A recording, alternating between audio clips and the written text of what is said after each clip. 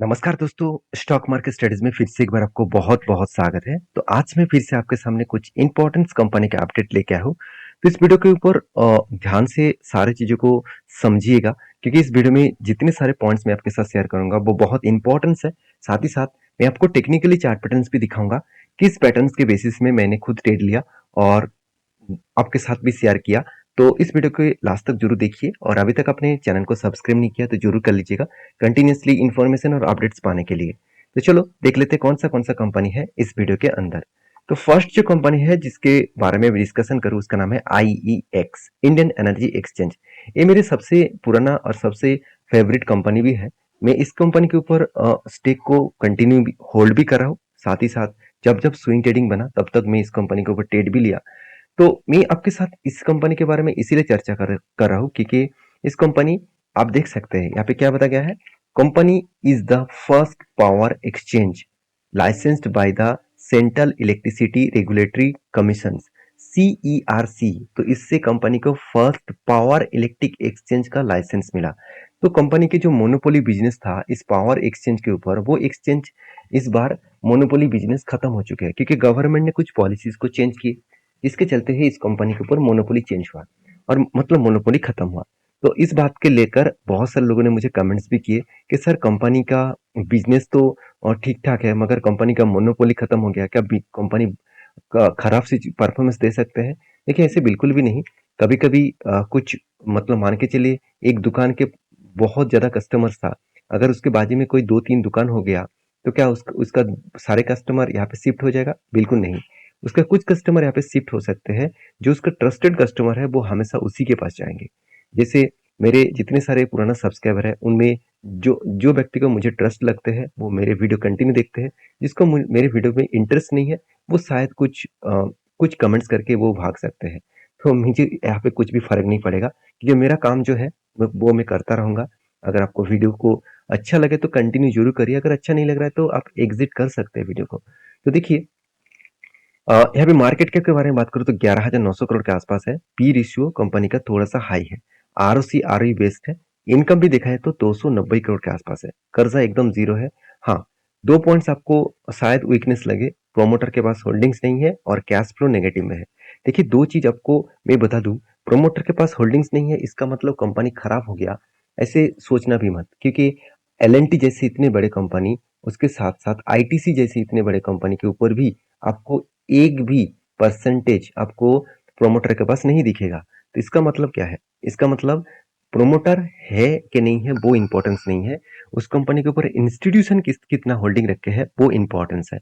अगर cash flow के बारे में बात करूं तो कैश फ्लो नेगेटिव है, इसका मतलब जो 31 करोड़ के आसपास कंपनी का कैश फ्लो दिखा रहा है वो पैसा एक्चुअली बिजनेस के ऊपर री इन्वेस्ट किया गया है। तो मैं जरूर कहूंगा इस कंपनी के ऊपर फोकस रखना बनता है। और क्योंकि कंपनी के ऊपर एज ए इन्वेस्टर मैं पहले ही बोल चुका हूँ कि इंस्टीट्यूशन के पास कितना होल्डिंग्स है वो देखना है। FIS DS, देखिए FIS ने जब मोनोपोली बिजनेस खत्म हो गया तब FIS को तो माल बेचना चाहिए था? बिल्कुल नहीं। उन्होंने माल क्या कर दिया और भी क्वांटिटी ऐड कर लिए। DS के पास भी होल्डिंग कितना था उतनी ही होल्डिंग है। पब्लिक के पास भी होल्डिंग्स सेम टू सेम देखने को मिला। अभी कंपनी के जो बेस्ट पॉइंट मुझे लगा कंपनी का क्वार्टरली रिजल्ट। अब रिजल्ट देखेंगे तो कंपनी के साल भर में कंपनी हर साल को कंपनी बीट करते चले गए। सेल्स में अलग लेवल का इंक्रीजिंग देखने को मिला, एक्सपेंस को भी मेंटेन किए और उसके बाद नेट प्रॉफिट भी अलग लेवल का मेंटेन किए। तो नेट प्रॉफिट भी देखिए लगातार लगातार नेट प्रॉफिट यहाँ पे बढ़ता चला गया। अभी कंपनी के जो कैश फ्लो है उसके बारे में बात करूं तो देखा जाए तो कंपनी के कैश फ्लो में एक चीज मुझे बहुत शानदार लगा, वो है कंपनी का जो कर्जा। देखिए अब कर्जे के बारे में बात करूं, देखिए proceed from borings and repayment for of borings, इस दोनों जगह पे आपको जीरो दिखेगा। इसका मतलब कोई भी एक रुपया भी कर्जा कंपनी लेकर नहीं चल रहा है। तो ये कंपनी के लिए एक बेस्ट पॉइंट है और इस पॉइंट के कारण मुझे इस कंपनी के ऊपर सबसे ज्यादा खासियत देखने को मिलता है। रही बात कंपनीज के ऊपर as a mutual fund, last देखिए कुछ टाइम ऑफ पीरियड में देखेंगे तो म्यूचुअल फंड ने क्या किया, तो इस कंपनी के ऊपर कंटिन्यूअसली एक बाइंग तो किए थे और यहाँ पे देख सकते हैं जून मंथ में अच्छा खासा सेल ऑफ किया गया और उसके बाद देखिए जुलाई मंथ में अच्छा खासा बाइंग हुआ और अगस्त मंथ में भी अच्छा खासा बाइंग हुआ। यहाँ पे जो ग्रीन कलर दिख रहा है यहाँ पे बाइंग का कैंडल है, रेड कलर यहाँ पे सेलिंग का कैंडल है और जो ब्लू कलर का कैंडल है वो एक्चुअली होल्डिंग का कैंडल है। मतलब कितनी percentage hold mutual fund company करते हैं। तो मेरे हिसाब से यहाँ पे बेस्ट परफॉर्मेंस देखने को मिला है। और रही बात चार्ट पैटर्न्स का, तो मैंने आपको पहले भी मेंशन किया था कि कुछ इस तरीके से एक रेंज बना है। रेंज का मतलब क्या है? देखिए कंटिन्यूअसली यहाँ पे क्या बना, बाइंग ट्रेड बना कंटिन्यूअसली, मतलब इस तरीके से कुछ बाइंग कैंडल्स बनता गया। और यहाँ पे मार्किंग मैंने किया, यहाँ पे लो रेंज और यहाँ पे हाई रेंज। तो जब ही शेयर गिरते या इस लेवल में आया तो यहाँ पे एंट्री बनेगा और इसी लेवल तक जाने के बाद एग्जिट होगा, मतलब प्रॉफिट बुक होगा। तो मेरे हिसाब से यहाँ पे नीचे आने के बाद इस जगह पे एंट्री बना और यहाँ तक मेरा टारगेट रहेगा। तो मैं टारगेट के लिए इंतजार कर रहा हूँ। मैं पहले ही बोल चुका हूँ मेरा एंट्री लेवल कुछ इस जगह पे है और मेरा होल्डिंग कंटिन्यू रहेगा, क्योंकि मुझे कुछ दोस्तों ने ये भी कमेंट्स किए कि सर कब टारगेट बनेगा, बहुत टाइम ले रहा है। देखिए मार्केट में आपको कुछ कंपनीज आपको साल भर में भी ले सकते हैं, 1 साल भी ले सकते हैं, 1.5 साल भी ले सकते हैं कुछ टारगेट देने के लिए। अगर सोचिए 1 साल में अगर आपको प्रॉफिट मिले 21% का, तो भी मेरे लिए बेस्ट है, क्योंकि हर कोई कंपनी आपको 6 मंथ के अंदर, 3 मंथ के अंदर ही टारगेट देगा, ऐसी होगा नहीं। तो अगर आपका पेशेंस है तो कंटिन्यू करिए, अगर पेशेंस नहीं है तो आप कुछ डिसीजन अलग ले सकते हैं। तो नेक्स्ट जो कंपनी है जिसके बारे में डिस्कशन करूं उसका नाम है इंडिया पेस्टिसाइड लिमिटेड, जिसको आईपीएल कहा जाता है। देखिए आईपीएल के नाम सुनते ही बहुत सारे लोगों को यही लग रहा होगा कि इंडियन प्रीमियर लीग है। बिल्कुल नहीं, इंडिया पेस्टिसाइड लिमिटेड है। तो इस कंपनी एक पेस्टिसाइड बनाने वाला कंपनी है, क्योंकि इसका नाम में ही आपको दिख रहा है। अगर इस कंपनी के इंडस्ट्रीज के हिसाब से दिखा दूं तो इसका मार्केट क्या बहुत छोटा है, 3,480 करोड़ के आसपास है। तो इसलिए शायद कंपनी 8 नंबर रैंकिंग में इसको पोजीशन देखने को मिला। बाकी जो पैरामीटर्स है जैसे देखिए आरओसी बेस्ट है, उसके साथ साथ कर्जा एकदम जीरो है। मैं इस कंपनी के ऊपर एक पॉजिटिव फीलिंग्स करता हूँ। इसके ऊपर मैंने एक डिटेल्स वीडियो भी आपको बना के शेयर किया हूँ, जाकर आप इस वीडियो को देख सकते हैं। अगर इसके ऊपर डिटेल्स वीडियो चाहिए तो मुझे कमेंट्स करके जरूर लिखिएगा, मैं आप इसके ऊपर डिटेल्स वीडियो जरूर बना के दूंगा। देखिए इस कंपनी की खासियत यही है कि कंपनी का आरओसी आरओई बेस्ट है, पी रेशियो भी देखा है तो ठीक ठाक है, इंडस्ट्रीज पी रेशियो के आसपास है। और कंपनी का जो इनकम है वो भी आपको शानदार तरीके से देखने को मिलेगा। अगर कंपनी का फ्री कैश फ्लो है तो कैश फ्लो भी आपको कुछ अलग लेवल का देखने को मिलेगा। जो कैश फ्लो नेगेटिव में है इसका मतलब कंपनी खराब में नहीं है, इस पैसे को कंपनी बिजनेस के ऊपर फिर से री इन्वेस्ट किया। तो कंपनीज के जो क्वार्टरली जो रिजल्ट है वो आप देखेंगे तो कंपनी का क्वार्टरली रिजल्ट में थोड़ा सा इस बार करेक्शन देखने को मिला। क्यों? क्योंकि कंपनी स्पेशलिटी केमिकल्स और जो फार्म जो पेस्टिसाइड इंडस्ट्रीज जो देखा जाए तो इस दोनों सेक्टर में आज थोड़ा सा प्रेशराइज है, क्योंकि मार्केट में जो डिमांड है उस तरीके से डिमांड अभी नहीं हुआ। तो डिमांड थोड़ा सा घट चुके हैं और जिस तरीके से डिमांड घटा है उसके कारण के वजह से यहाँ पे एक जो इनकम है, जो सेल्स है वो थोड़ा सा कम हुआ। अभी सेल्स कम होने के कारण एक्सपेंस भी ज़्यादा हो चुके हैं और एक्सपेंस ज़्यादा होने के कारण कंपनी का प्रॉफिट मार्जिन कम हो चुके हैं। नेट प्रॉफिट जो है वो करीबन जो 41 करोड़ से घट के हो चुके 16 करोड़। अभी परसेंटेज के बारे में बात करूँ तो 26% से घट के हो चुके 11%। तो यहाँ पे एक थोड़ा सा प्रेशराइज देखने को मिला। फिर भी इस प्रेशराइज के टाइम में भी कंपनी अलग लेवल में काम कर रहा है। जैसे कंपनी बिजनेस के ऊपर 27 करोड़ पैसा लगा कर रखे हैं, उसके साथ साथ रिजर्व भी बढ़ा, फिक्स्ड एसेट भी बढ़ा और रिजर्व भी बढ़ा। और उसके साथ साथ आप देखेंगे कंपनी का एज ए इन्वेस्टर, प्रोमोटर से लेकर एफएसडीएस पब्लिक, हर किसी के पास इन्वेस्टमेंट है। और इसके बारे में मैं और एक पॉइंट्स मैं आपके साथ जरूर शेयर करूंगा कि म्यूचुअल फंड ने इस कंपनी के ऊपर क्या डिसीजन ले रहा है। देखिए लास्ट जुलाई मंथ में, अगस्त मंथ में और जून मंथ में, इस तीनों मंथ में म्यूचुअल फंड ने कोई क्वांटिटी ऐड नहीं की है। पहले अप्रैल में और मई मंथ में ऐड किए थे और इस तीनों मंथ में कुछ क्वांटिटी ऐड नहीं किए, छोटे मोटे क्वांटिटी को यहाँ पे ऐड किया गया। तो मतलब ऐड नहीं किया मतलब क्या है, कंपनी के ऊपर छोटे मोटे क्वांटिटी ऐड किया गया है। अभी इस कंपनी के चार्ट पैटर्न्स में आपके साथ शेयर करूं तो आप देखेंगे यहाँ पे एक शानदार तरीके से ब्रेकआउट हुआ। आप यहाँ पे क्वेश्चन आएगा सर ये लेवल कौन सा है, ध्यान से इस लेवल को देखना। मैं लॉन्ग टर्म लेवल को दिखा दूं तो जब से कंपनी स्टार्ट हुआ तब से लेकर एक करेक्शन हुआ रहा है, तब से लेकर एक गिरावट हो रहा है। देखिए तब से लेकर गिरावट होने के बाद कंपनी एक बार, दो बार, तीन, चार, पाँच, छ, उसके बाद यहाँ पे 7, 8, 9 बार और फाइनली 9 बार इस रेजिस्टेंस को फेस करने के बाद फाइनली यहाँ पे हाई वॉल्यूम के साथ इस लेवल को ब्रेकआउट की। और ब्रेकआउट होने के बाद यहाँ पे कंपनी क्या कर रहा है, एक रेंज में कंपनी कंसोलिडेट कर रहा है। इसका मतलब इस रेंज को अगर जब ब्रेकआउट करेगा तो एक बड़ा धमाका बन सकते हैं। तो मैं इस ब्रेकआउट के इंतजार कर रहा हूँ, क्योंकि यहाँ पे शानदार तरीके से रेजिस्टेंस को ब्रेक किए, इसका मतलब कंपनी नीचे आ सकते हैं और उसके बाद ऊपर जा सकते हैं। मगर यहाँ पे कुछ टाइम बीता रहा है, इसका मतलब कंपनी बायर जो है वो बहुत ज़्यादा एक्टिव है। वो सेल नहीं करना चाहते, वो बाय करके ऊपर लेके जाना चाहते हैं।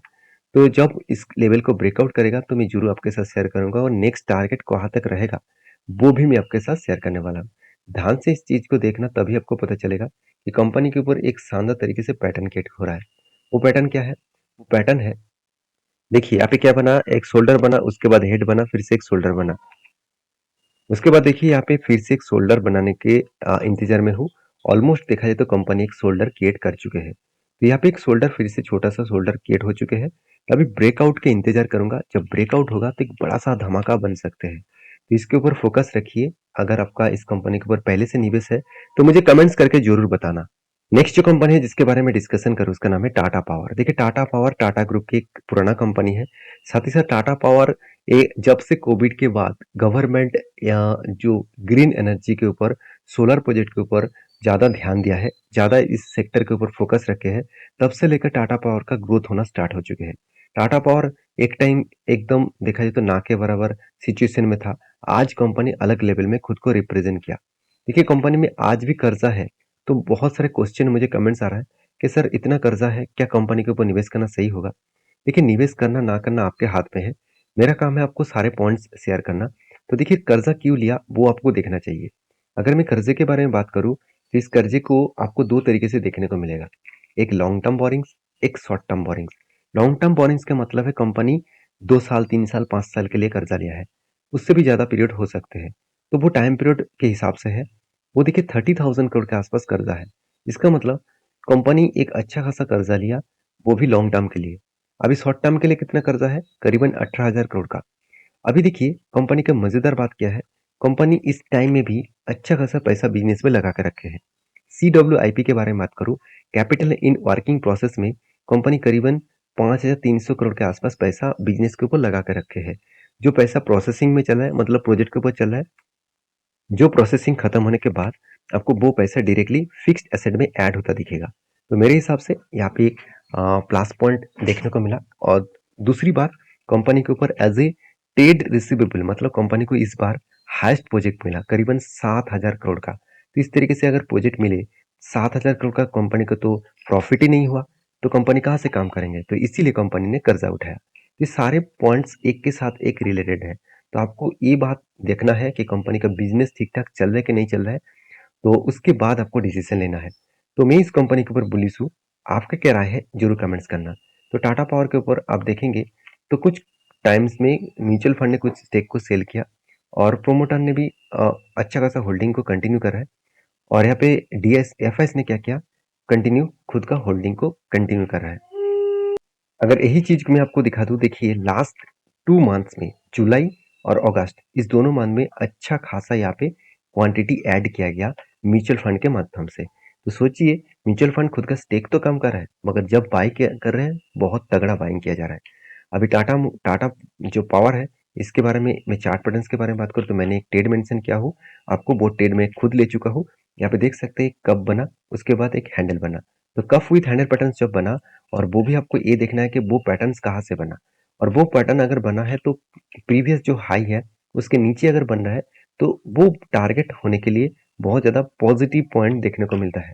यहाँ पे ब्रेकआउट भी हुआ और इस कैंडल ने ब्रेकआउट कंफर्मेशन भी कर दी है। तो इसके बाद एंटी हुआ और मेरे हिसाब से टारगेट यहाँ तक बन सकते हैं।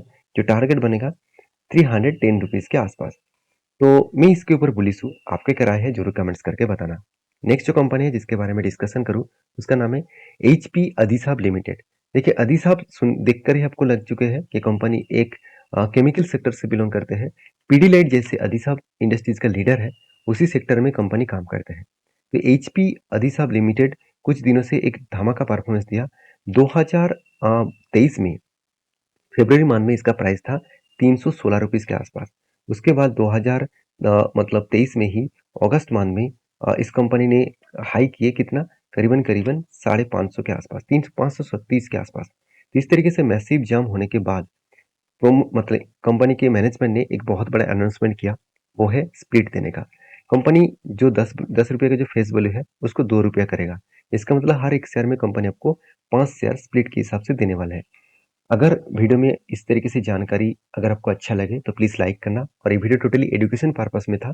कोई भी मेरे तरफ से बाय एंड सेल का रिकमेंडेशन नहीं है। तो प्लीज़ इस वीडियो को दोस्तों के साथ शेयर भी करिए और चैनल को सब्सक्राइब भी करिए। मिलते हैं नेक्स्ट वीडियो में, तब तक के लिए अच्छे से रहिए, अपनी ख्याल रखिए। धन्यवाद।